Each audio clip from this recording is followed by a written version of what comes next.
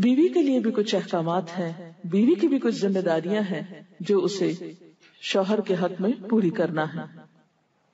پہلی ذمہ داری یہ کہ بیوی خوشی کے ساتھ شوہر کی اطاعت کرے۔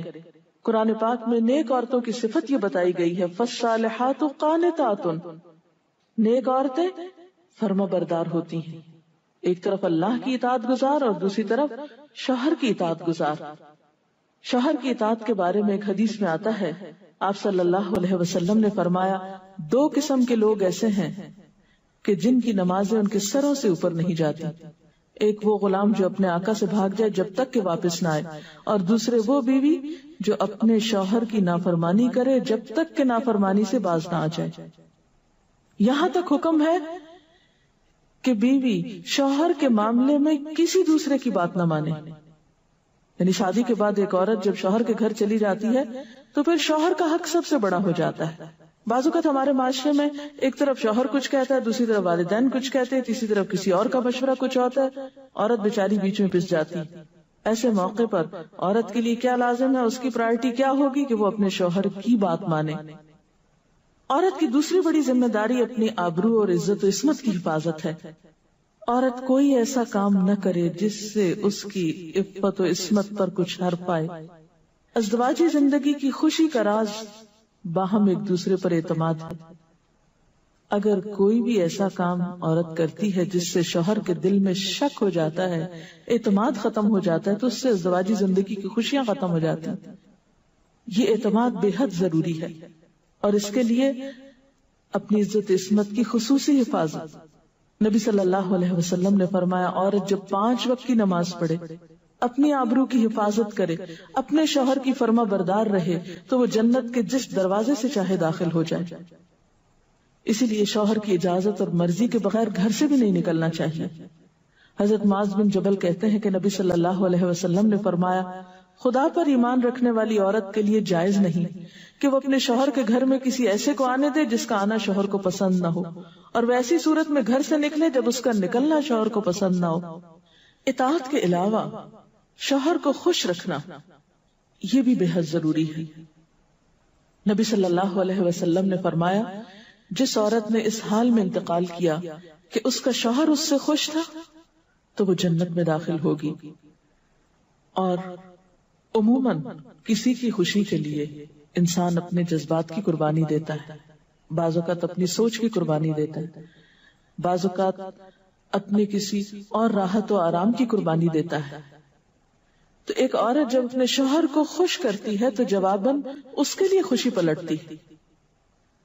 اس لیے گھریلو زندگی کی خوشی کا انحصار اسی بات پر ہے کہ دونوں ایک دوسرے کے لیے قربانی کے جذبات رکھتے ہوں، ایک دوسرے کے لیے رحمت اور ایک دوسرے کے لیے مودت کا ذریعہ ہوں، جیسا کہ قرآن پاک میں شادی کا مقصد یہ بتایا گیا کہ دونوں کے درمیان باہم مودت اور رحمت کے جذبات ہوں، ایک دوسرے کے لیے سکون کا باعث ہوں، تاکہ انسانی زندگی بہترین طریقے پر رواں دواں رہے۔ اسی طرح شوہر سے محبت کا اظہار کرنا، اس کے ساتھ وفادار رہنا، اس کا احسان ماننا، یہ بھی بے حد ضروری ہے۔ حضرت اسماء کہتی ہیں کہ ایک بار نبی صلی اللہ علیہ وسلم میرے پاس سے گزرے، میں اپنی سہیلیوں کے ساتھ تھی، آپ نے ہمیں سلام کیا اور ارشاد فرمایا، تم پر جن کا احسان ہے ان کی ناشکری سے بچو۔ تم میں سے ایک اپنے ماں باپ کے گھر کافی دنوں تک بن بیاہی بیٹھی رہتی ہے، پھر اللہ تعالیٰ اس کو شوہر عطا کرتا ہے، اولاد دیتا ہے، اور ان سارے احسانات کے باوجود اگر کبھی کسی بات پہ شوہر سے ناراض ہوتی ہے تو کہہ اٹھتی ہے، میں نے تو کبھی تمہاری طرف سے کوئی بھلائی دیکھی ہی نہیں۔ یہ جملہ ناشکری کا جملہ ہے جو عورت کو نہیں بولنا چاہیے۔ قیامت کے دن اللہ تعالیٰ اس عورت کی طرف نظر رحمت اٹھا کر نہیں دیکھے گا جو شوہر کی ناشکری ہوگی۔ اور آخری بات یہ کہ عورت کے اوپر لازم ہے کہ وہ اپنے گھر بار، مال و اسباب اور اپنی ذمہ داریوں میں شوہر کی مددگار رہے، شوہر کی وفادار رہے۔ آپ صلی اللہ علیہ وسلم نے فرمایا، قریش کی عورتیں کتنی اچھی عورتیں ہیں جو بچوں پہ بہت مہربان اور شوہر کے گھر بار کی حفاظت کرنے والی ہیں۔ آپ صلی اللہ علیہ وسلم نے ایک اچھی عورت کی خوبیاں بیان کرتے ہوئے فرمایا، مومن کے لیے خوف خدا کے بعد سب سے مفید اور باعث خیر نعمت نیک بیوی ہے۔ نیک بیوی کون سی؟ اس کی کیا تعریف ہے کہ جب شوہر کوئی کام کہے تو خوشی سے کر دے، جب اس پہ نگاہ ڈالے تو اس کو خوش کر دے، اور جب اس کے بھروسے پہ قسم کھا بیٹھے تو قسم پوری کر دے، اور جب کہیں چلا جائے تو اس کے پیچھے اپنی عزت و آبرو کی حفاظت کرے، اور شوہر کے مال اور اسباب میں اس کی خیر خواہ رہے، اس کو ضائع نہ کرے۔ ایک اچھی بیوی کی خوبیاں آپ صلی اللہ علیہ وسلم نے بتائیں۔ اور پھر آخری چیز صفائی ستھرائی، سلیقہ، شوہر کے لیے زیب و زینت کا اہتمام، یہ چیزیں بھی ازدواجی زندگی میں خوبصورتی پیدا کرتی ہیں، اور اس کا بھی اہتمام جو ہے پھر ایک عبادت ہو جاتا ہے۔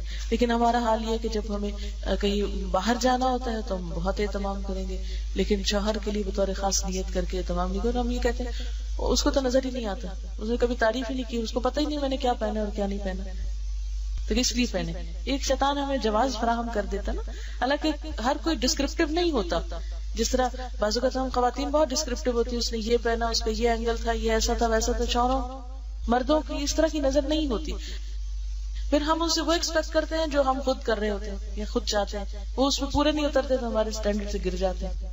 تو اس سے یہ ہے کہ ان کی اور بھلائیاں یاد رکھ کے اگر اس طرح کی کوئی کمی کوتاہی ہو جائے تو اسے اگنور کر دینا چاہیے، اور ان کے لیے بھی بطور خاص اہتمام کرنا چاہیے۔ اور دیکھیے کہ مثلاً اس جگہ پر ہم بیٹھے ہوئے ہیں، اس جگہ کو خوشگوار بہت سی چیزوں نے ملا کے بنایا، سب لوگوں کا اکٹھا ہونا ایک خوشی کا باعث ہے، یہ پھول رکھے ہوئے، یہ روشنی ہے۔ اب ہم ایک ایک چیز گن تو نہیں سکتے، لیکن اوور آل ہر چیز کا اپنا ایک ایفیکٹ ہے، اور ہر چیز کا اپنا ایک اثر ہے۔ تو اسی طرح شوہر اور بیوی کے تعلقات میں بہت ساری چیزیں ایسی ہوتی جو ہم کو نظر نہیں آ رہی ہوتی، جو سامنے اس کا اثر نہیں ہوتا مگر وہ بیک گراؤنڈ پہ ہوتی ہیں، مگر ہم ان کو کبھی بھی نہیں سامنے لاتے اور کبھی بھی ان کا ذکر نہیں کرتے۔ تو ہمیں ان معاملات میں تھوڑی کوشش کر کے کچھ احسانات کا کبھی زبان سے اگر بول دیں گے تو اس سے کچھ کمی نہیں ہوتی، لیکن دوسرے کا دل جیتا جاتا ہے، اور دوسرے کا دل خوش کرنا تو بہت بڑی عبادت ہے، اور اس کا آغاز اگر گھر سے ہو تو اور اچھا ہے، کیونکہ گھر والوں کو خوشیاں دینے سے خود خوشیاں اپنے آپ پہ پلٹتی، دے کر زیادہ ملتی ہیں، لیتے وہی ہیں جو دینا جانتے ہیں۔ تو اللہ تعالیٰ ہمیں عمل کی توفیق عطا فرمائے۔